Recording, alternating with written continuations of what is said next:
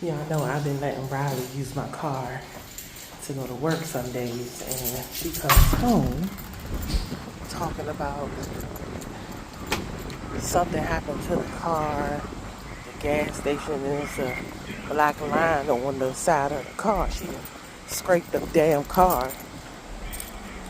So let's see. Let's see how bad it is, because this girl.